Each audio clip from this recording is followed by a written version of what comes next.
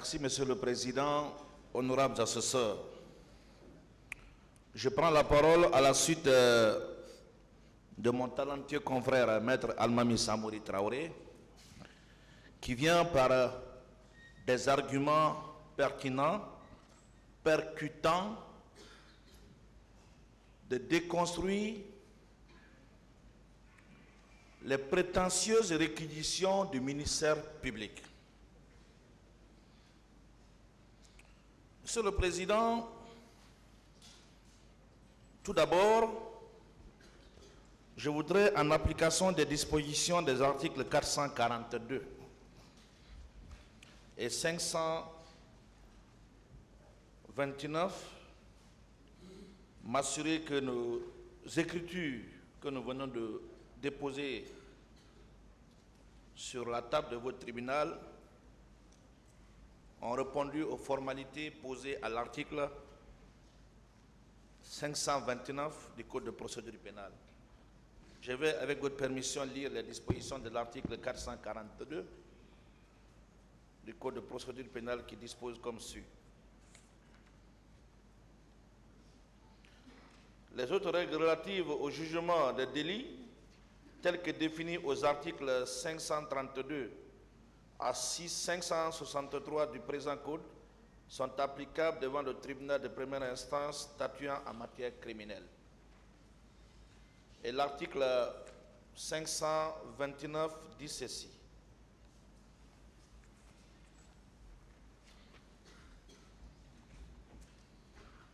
Le prévenu et les autres parties et leurs conseils peuvent déposer des conclusions.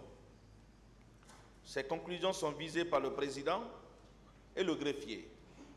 Ces derniers mentionnent ces dépôts en ces notes d'audience. Nous voudrions nous assurer, Monsieur le Président,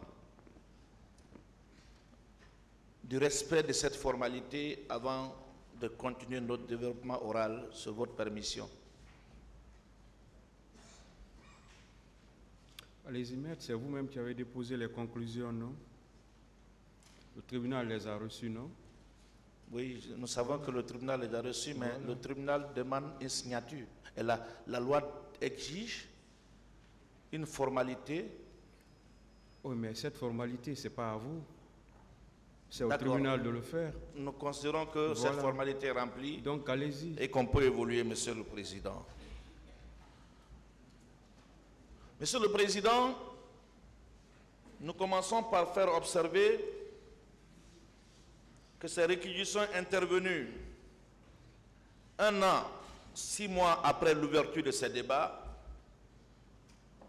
sont la preuve que le ministère public est convaincu de l'innocence du capitaine Moussa Dadis Camara quant à sa responsabilité pénale individuelle. Il faut chercher des poux sur un crâne rasé, raison pour laquelle il s'est aventuré sur le terrain de la responsabilité de commandement des supérieurs hiérarchiques et autres chefs militaires. Ces réquisitions, sans doute, constituent à nos yeux un acharnement contre le capitaine Moussa Dadis Camara, une manipulation pour faire une justice sélective dont nous sommes certains ne passera pas par votre tribunal. Monsieur le Président, ces réquisitions de 32 pages, par ces réquisitions de 32 pages, ce parquet qui se trouve en face de moi a démontré qu'il est prompt, dynamique, acharné, déterminé à solliciter la requalification des faits contre certains accusés, mais au même moment fait la sourde aux oreilles quant aux interpellations sur des révélations gravissimes qui ont été faites ici au cours des débats.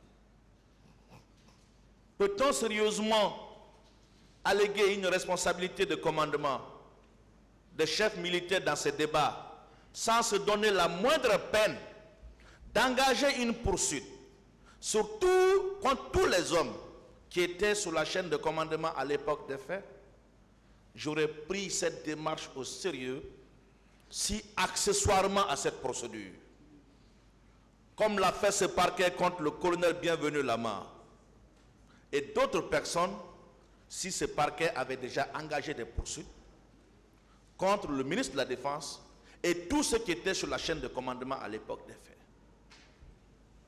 On veut à tout prix incriminer le capitaine Moussa Dadis Camara. On veut par tous les moyens mettre tout sous la tête du capitaine Moussa Dadis Camara. Mais Monsieur le Président, nous avons la conviction que vous n'allez pas accepter quand même que cette pilule passe par votre cuisine. Monsieur le Président, mon brillant et talentueux confrère vous a fait des démonstrations.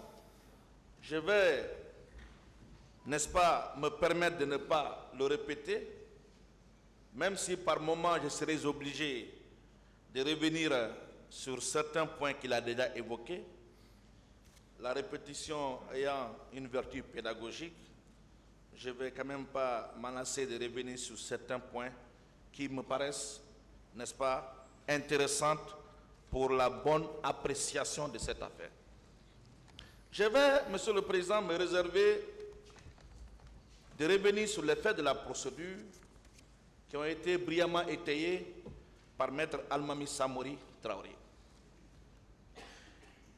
La défense du capitaine Moussa Dadis Camara a axé son intervention sur deux angles fondamentaux qu'il a développés.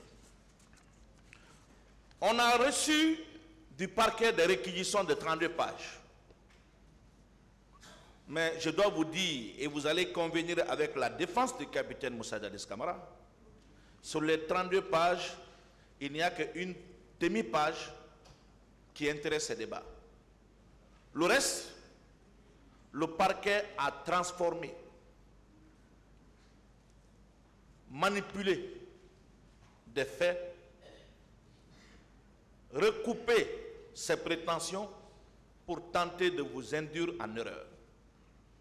Moi, j'avais hâte de découvrir, d'apprendre la démonstration juridique qui soutiendrait ces réquisitions. Mais je n'ai vu nulle part.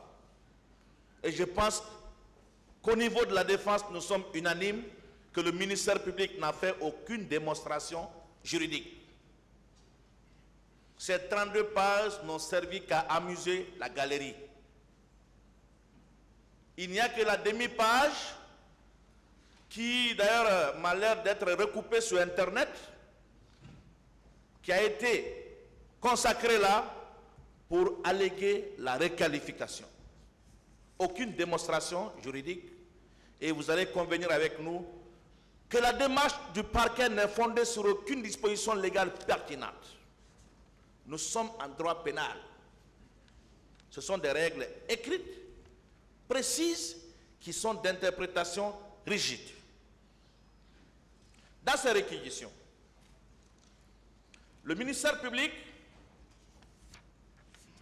dans ses réquisitions du 1er mars 2024, a fondé curieusement ses prétentions sur les dispositions des articles 194, 195, 197, 198, 199 du Code pénal, 7, 25, 28, 29 et 30 du statut de Rome sur la Cour pénale internationale du 17 juillet 1998. Mais, Monsieur le Président, ces réquisitions, on l'a dit, ne peuvent prospérer sur les deux arguments pertinents que mon confrère a abordés.